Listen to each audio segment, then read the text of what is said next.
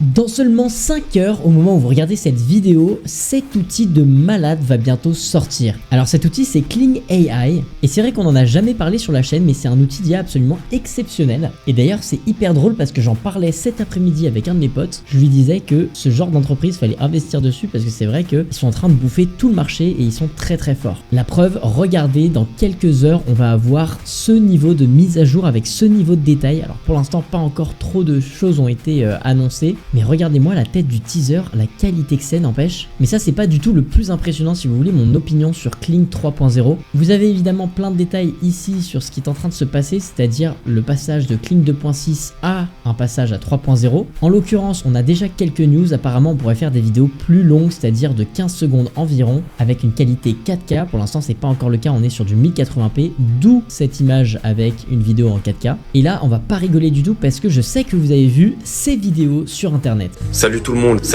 je voulais juste faire cette vidéo très rapidement pour vous montrer que nous ne pouvons plus faire confiance à rien de ce que nous voyons de nos propres yeux. Nous ne pouvons ni faire confiance aux photos, ni aux vidéos, ni aux médias que nous voyons sur les réseaux sociaux, car tout pourrait être faux. Alors s'il vous plaît, soyez prudents et ne croyez pas ce que vous voyez sur internet. Kling AI, c'est un outil qui vous permet de faire plein de choses en un seul endroit. Des choses qui sont pourtant complexes, hein. J'ai essayé plusieurs fois quand même de déjà effectuer ce genre de deepfake et pourtant c'est assez complexe à faire. C'est des tutos de une demi-heure généralement que je réalise. Là en fait, le gros point positif, c'est qu'il y a énormément de choses. Et ces vidéos, c'est tout simplement le motion control qui le permet. Grosso modo, pour ceux qui connaissent pas, ça vous permet ici de mettre une photo de vous par exemple, ou une photo, je sais pas, d'une célébrité. Ici, mettre une vidéo de quelqu'un qui danse ou de vous qui dansiez, et en fait ça va tout simplement switch les visages. Par exemple cette personne qui danse là, je viens de la prendre, et si j'ajoute le visage de Donald Trump, et bah ça va tout simplement faire danser Donald Trump. Et ça d'une façon hyper réaliste comme vous pouvez le voir sur les vidéos que je vous montre à l'écran. Grosso modo c'est des deepfakes mais en mode beaucoup plus facile d'accès, et que juste en quelques clics vous pouvez faire quelque chose de très très qualitatif. Alors pour le test on va aujourd'hui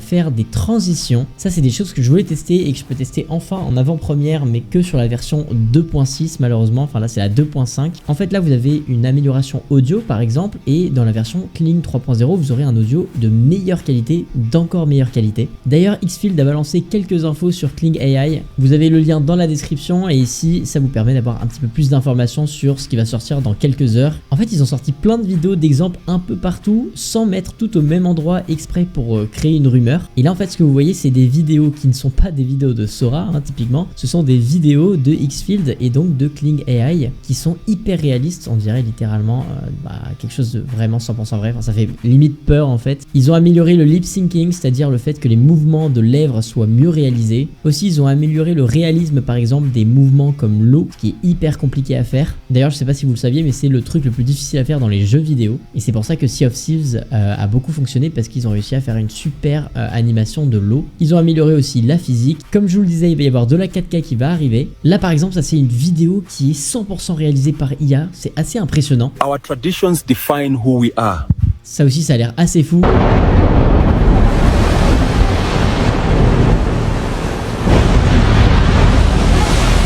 Ouais, c'est complètement dingue ça pour le cinéma, je pense que c'est game changer. Dites-vous que tous les mois ça s'améliore, donc là si on en est à ce niveau là en quelques mois, ça fait à peine 3 mois qu'ils sont vraiment en train de booster le marché. Je me demande ce que ça va être dans un an. Ok, donc là par exemple je suis en train d'upload une photo pour voir ce que ça donne. C'est marrant, j'ai mis une photo pro de moi. Ok, on va être sympa, je vais lui filer une miniature de la même taille, donc celle-là par exemple. Hop, on fait générer et ça va doucement générer notre vidéo. En fait ce qui est assez bien c'est que vous avez des crédits tous les jours qui vous sont donnés, donc c'est 10 crédits gratuits par jour, donc ça vous permet largement de quoi tester l'outil. En fait ce qui est assez dingue c'est qu'il y a trop de choses à raconter, parce que eux ils font aussi des éditeurs d'images, ils ont aussi Nano Banana Pro, tu peux créer une image de A à Z, créer des vidéos, créer une image vers une vidéo, créer une vidéo vers une image, améliorer la qualité de tes photos, tu peux te créer un influenceur IA aussi. Et Kling Motion Control c'est le truc que je vois le plus en ce moment sur les réseaux sociaux, moi c'est ce qui me choque personnellement. Attends, tu sais quoi, on va tester ça aussi, je crois que j'ai assez. Alors je suis hyper débile, en fait j'ai oublié de mettre la end frame, du coup bah forcément ma vidéo fonctionne pas. D'ailleurs j'ai oublié de préciser, mais cet outil comme Kling 3.0, et ben en fait ça va tout simplement vous permettre aussi ici de sélectionner de nouvelles choses, de nouveaux outils. En tout cas c'est ce que j'ai cru comprendre.